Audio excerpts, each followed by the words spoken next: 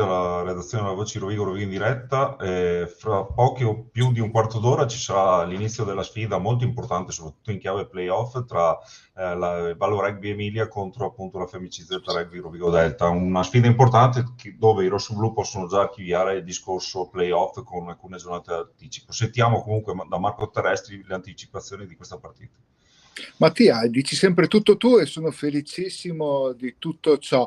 Comunque, buongiorno, buon pomeriggio. Lo ricordiamo a tutti gli amici, stamattina l'abbiamo fatto in compagnia di Paolo De Grandis. Oggi arriva la 15ª giornata del Peroni Top 10, FMCZ in trasferta nel campo del Vallo Rugby Emilia, che in questo momento gode di ottimo sole e di una splendida giornata, mentre in quel di Treviso sta già piovendo, quindi ahimè noi ci troviamo a metà strada, quindi prevedo che entro la serata forse potrebbero arrivare delle precipitazioni. Non importa, si parla di rugby, parliamo di rugby di palla giocata. Oggi la FMCZ conclude il suo trittico di partite toste del marzo, prima Calvisano, partita archiviata con la vittoria in trasferta, poi il Petrarca Padova, vittoria in casa al Battaglini, e adesso trasferta in terra emiliana nello stadio Mirabello. Inizia il tutto alle ore 16.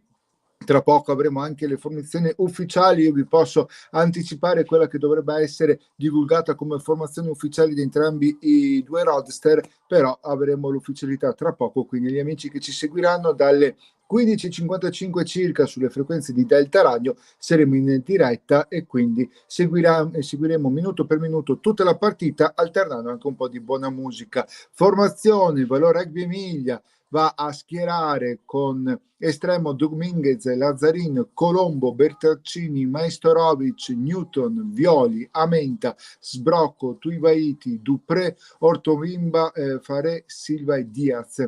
Mentre la FMCZ risponde con Ferrario, estremo e capitano, Lertora, Tuivaiara, Varrening, Ciofani, Montemauri, Chillon, Stabile, Lubian, Sironi, Linsdey, Steolo, Swanepoel, Ferraro e Quaglio. In panchina dovrebbero andare a sedersi Giulian, Leccioli, Pomaro, Ferro, Cosi, Casado Sandri, Visentin, Bacchetti o Moscardi. Lo deciderà appunto in questi istanti il coach Alessandro Lodi. Kick-off ore 16, tutte le coordinate ve le ho dette, quindi buon rugby a tutti e buon pomeriggio anche a te Mattia. Sì, grazie mille e grazie a tutti quelli che ci hanno seguito.